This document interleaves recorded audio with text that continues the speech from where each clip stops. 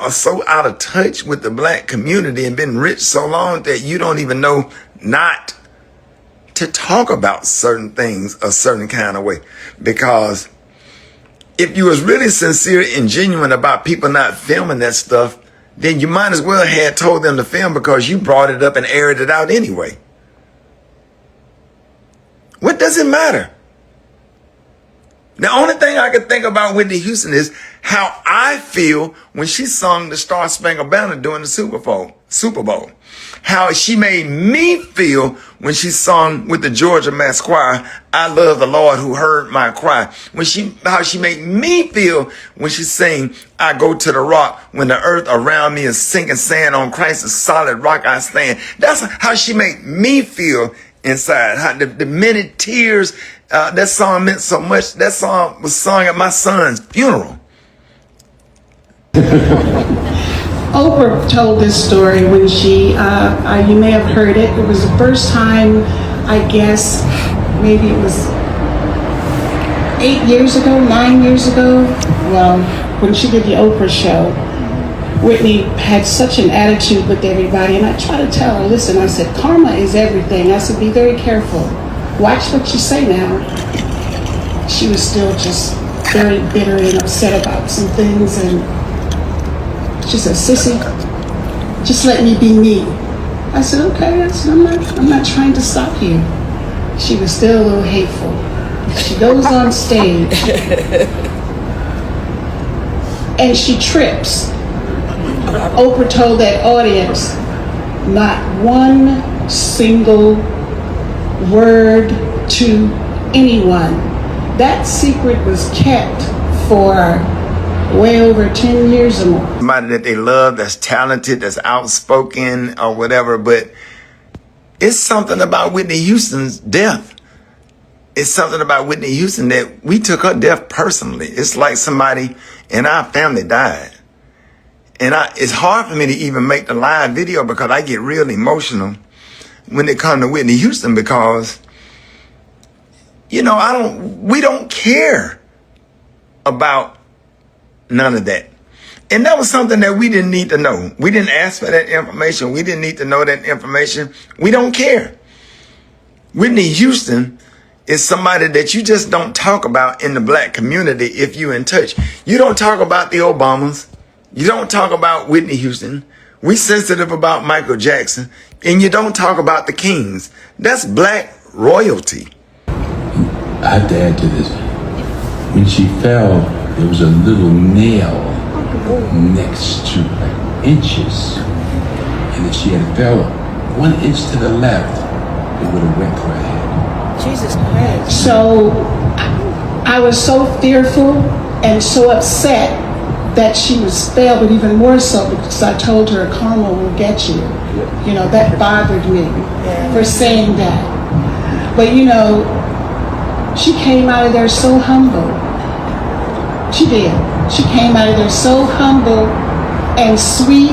She said, child, you are anointed. Like this. What are people going to say about you when you die? What are people going to say about you when they close that casket and when they lower you off into that cold grave? What are they going to say about you? What memory and legacy are you leaving? Yes, you gave away scholarships and did a lot of great things and had their own network and a lot of great things in the community. But, you know, sometimes, man, stuff like that, it just really put a bad taste. And I swear I be giving chance after chance. I'm trying to convince myself, no, she don't. Oprah and Gayle, they don't hate men.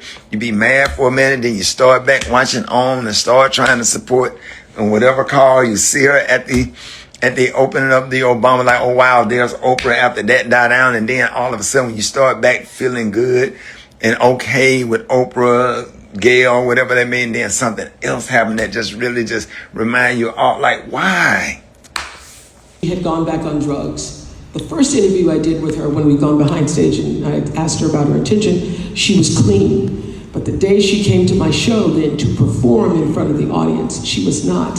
And she fell off of the stage. And I knew that if that story got out that she'd fallen off of the stage, that she would be destroyed by that. And so even though the audience was there and the audience had cameras, I begged them not to put those pictures out because it would ruin her life, and they did not. And what about... That would not happen today, I can tell you. Yeah. What about... we were... Why? Nobody needed to know that about Whitney Houston. It's a lot of stuff that I could say that I've seen personally and that I know, but I know not to say it. And I don't think saying it is the right thing to do. And it's just all about being tone deaf. We talk about a lot of people, but Whitney Houston is somebody that we kind of don't like when people talk about Whitney Houston. We just don't like it. We love Whitney Houston. All you have to do is just go listen to the Bodyguard soundtrack and the songs that Whitney Houston put on there, and remember how her voice is so spiritual and angelic. I wouldn't have gave a damn if she was a stripper, prostitute, crack coke. Well, I don't care. None of that matters to me. But what I do know is Whitney Houston to put me to sleep many nights with tears in my eyes, and how she made me get in that car. I can't tell you how many praise breaks I had in the car listening to I Love the Rock and I Love the Lord Who Heard My Cry or whatever. And I felt like I was part of America when she sung the Star Spangled Banner. My marriage, my life, anything that's happened to me, it is all, no. Everything has been in a divine order, you know what I'm saying? Because that's what it took to get I got something from everything, you know what I'm saying? Okay, so did Bobby know you were doing that interview? No. Does he know now? No. No? No. But I'm sure I'll be getting a call. Yeah. Are you worried about that call?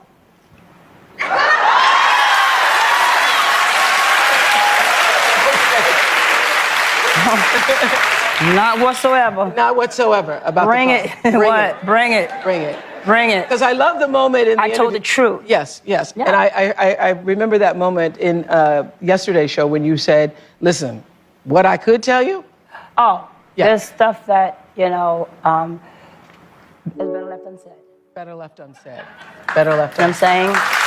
Because, you know, let me just explain to you.